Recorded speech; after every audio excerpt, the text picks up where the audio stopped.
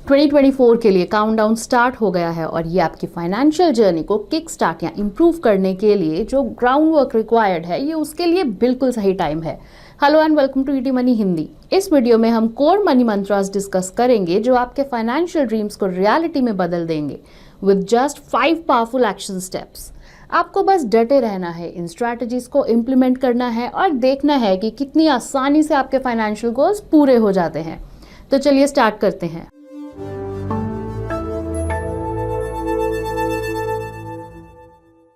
Step 1, get your basics covered. For example, कुछ नया start करने से पहले हम उसके लिए प्रिपेयर करते हैं। वी ऑल नो किसी भी नए काम के लिए फाउंडेशन स्ट्रांग होनी चाहिए ताकि हम सक्सेस अचीव कर सकें। तो इसी तरह अपनी फाइनेंशियल जर्नी में सक्सेसफुल होने के लिए आपको स्ट्रांग फाउंडेशन की ज़रूरत है। चाहे आप 40s में या 30s में या लेट 20s में अपनी फाइनेंशियल जर्नी स्टार्ट ही कर रहे हैं, 3 ऐसे ग्राउंड रूल्स हैं जो सबके लिए कॉमन है। नंबर 1, आपके पास इमरजेंसी फंड ज़रूर होना चाहिए। किसी भी टाइम आपके पास सेविंग बैंक अकाउंट या ऐसे एसेट्स में मिनिमम 6 मंथ्स के एक्सपेंसेस होने चाहिए जिसे ultra short term mutual funds की तरह इजी वे में लिक्विडेट किया जा सके।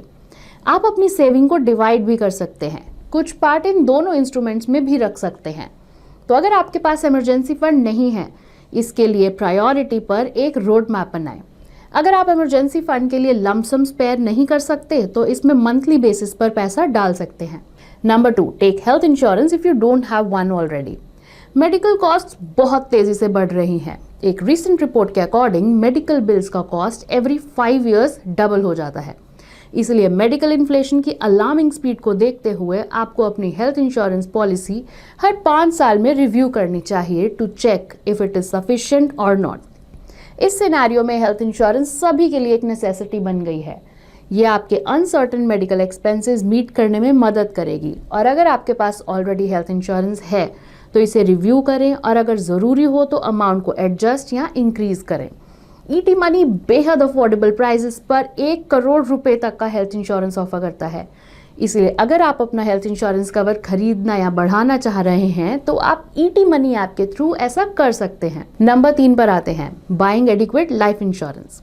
आपके पास अपनी एनुअल इनकम से एटलीस्ट 10 टाइम्स बड़ा टर्म लाइफ इंश्योरेंस कवर होना चाहिए। इससे आपको मेंटल पीस तो मिलेगी ही और अगर गॉड फॉरबिड कुछ अनफॉर्चुनेट होता है तो आपके फैमिली मेंबर्स आपकी एब्सेंस में भी फाइनेंशियली इंडिपेंडेंट रह सकेंगे। इसलिए अगर आपके पास लाइफ इंश्योरेंस नहीं है या अगर आप अंडर इंश्योर्ड हैं और लाइफ कवर बढ़ाना चाहते हैं तो आप ईटी मनी पर बेस्ट प्लान्स चेक कर सकते हैं। We hope by the end of first month of 2024 आप अपने इमरजेंसी फंड, हेल्थ इंश्योरेंस और टर्म लाइफ इंश्योरेंस को ज़रूर ऑर्गेनाइज कर लेंगे। Step 2, define your monetary goals. आप इन्वेस्ट करके क्या हासिल करना चाहते हैं, इसका आंसर दें और आपको अपने फाइनेंशियल गोल्स पता लग जाएंगे। अब मॉनेटरी टर्म्स में अपने गोल्स को क्लियरली डिफाइन करना इंपॉर्टेंट है। फॉर एग्जाम्पल, आप अगले 7 सालों में यूरोप में लग्जरी वेकेशन के लिए इन्वेस्ट करना चाहते हैं तो अपने गोल का करंट प्राइस का पता लगाना होगा और रेट ऑफ इन्फ्लेशन एडजस्ट करके उसकी फ्यूचर वैल्यू पता करनी होगी ताकि ये एस्टिमेट लगाया जा सके कि उस गोल को फुलफिल करने के लिए आपको 7 साल बाद कितना अमाउंट चाहिए होगा। अब अज्यूम कीजिए कि ट्रिप की करंट कॉस्ट 10 लाख रुपए है। 6% की इन्फ्लेशन रेट को देखते हुए 7 साल बाद ये वैल्यू 15 लाख रुपए हो जाएगी।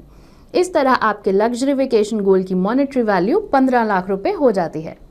ठीक इसी तरह आप किसी भी गोल को डिफाइन कर सकते हैं, चाहे वो कार बाय करना हो, हाउस परचेज करना हो, बच्चे की एजुकेशन को फंड करना हो या कुछ और। Step 3, monthly saving goal set करें। सेविंग की शुरुआत बजट बनाने से होती है। इसका मतलब है अपने एक्सपेंसेस और इनकम का हिसाब किताब रखना और अपने लिए सर्टेन लिमिट्स डिफाइन करना। 50:30:20 का एक सिंपल बजटिंग रूल है। इसमें कहा गया है कि आपको अपनी इनकम का 50% अपनी नीड्स पर, 30% अपने वांट्स पर स्पेंड करना चाहिए और अपनी इनकम का 20% सेव करना चाहिए।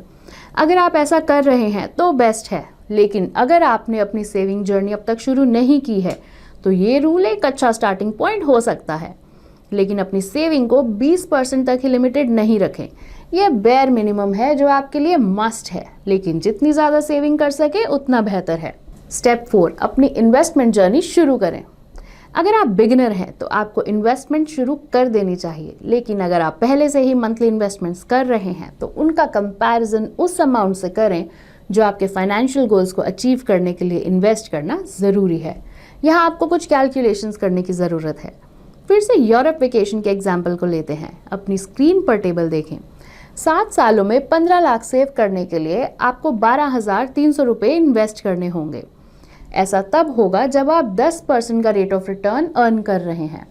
अगर आप किसी ऐसे इंस्ट्रूमेंट में इन्वेस्ट करते हैं जो आपको 8% रिटर्न देता है तो आपको हर महीने 13,290 रुपये इन्वेस्ट करने होंगे। इसी तरह आप ईटी मनी ऐप पर SIP कैलकुलेटर यूज़ करके अपने सभी गोल्स के लिए रिक्वायर्ड अमाउंट चेक कर सकते हैं। लिंक डिस्क्रिप्शन में है। अब अगर आप रिक्वायर्ड अमाउंट से कम सेव कर रहे हैं तो आपको अपने बजटिंग स्टेप को रिविजिट करना चाहिए। हो सकता है कि आपको वांट्स कैटेगरी के अंडर अपने एक्सपेंसेस को कट डाउन करना पड़े और इन्वेस्टमेंट्स को बढ़ाने की ज़रूरत हो।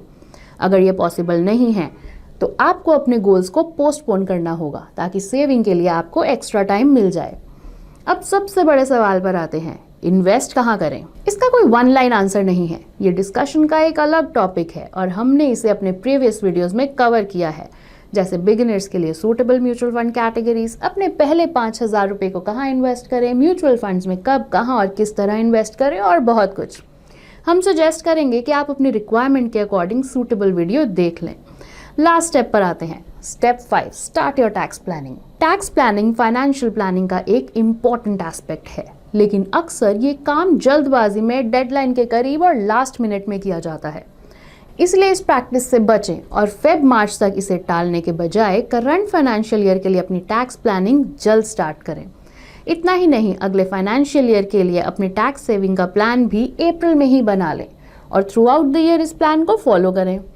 एक चीज़ जो समझनी ज़रूरी है, टैक्स प्लानिंग कोई सेपरेट एक्सरसाइज नहीं है, ये आपकी इन्वेस्टमेंट प्लानिंग का ही एक हिस्सा है। फॉर एग्जाम्पल, अगर आप टैक्स सेविंग फंड्स में 1.5 लाख रुपए इन्वेस्ट करना चाहते हैं या टैक्सेशन बेनिफिट्स को क्लेम करने के लिए NPS में एक्स्ट्रा 50,000 रुपये इन्वेस्ट करना चाहते हैं, तो आइडियली आप अपने लॉन्ग टर्म गोल्स को इन इन्वेस्टमेंट्स के साथ अलाइन कर सकते हैं। हमने एक बहुत ही इंटरेस्टिंग वीडियो बनाया है कि किस तरह आप टैक्स सेविंग इंस्ट्रूमेंट्स में इन्वेस्ट करके एक बड़ा कॉर्पस बना सकते हैं। अपने टैक्स सेविंग इन्वेस्टमेंट्स का बेहतर यूज़ करने के लिए आपको इसे ज़रूर देखना चाहिए। Last but not the least, अपनी स्किल्स को इम्प्रूव करने पर काम करें, क्योंकि समय के साथ ये आपके फाइनेंसेस को इम्प्रूव करने में आपकी बहुत मदद करेगा। इसी के साथ हम इस वीडियो के एंड पर आ गए हैं। We wish you all a very happy new year. अगर आपके पास कोई क्वेश्चंस हैं तो आप कमेंट सेक्शन में हमसे पूछ सकते हैं। इसके अलावा लाइक बटन को हिट करना ना भूलें और हमारे चैनल को सब्सक्राइब जरूर करें। Mutual fund investments are subject to market risks. Read all scheme related documents carefully.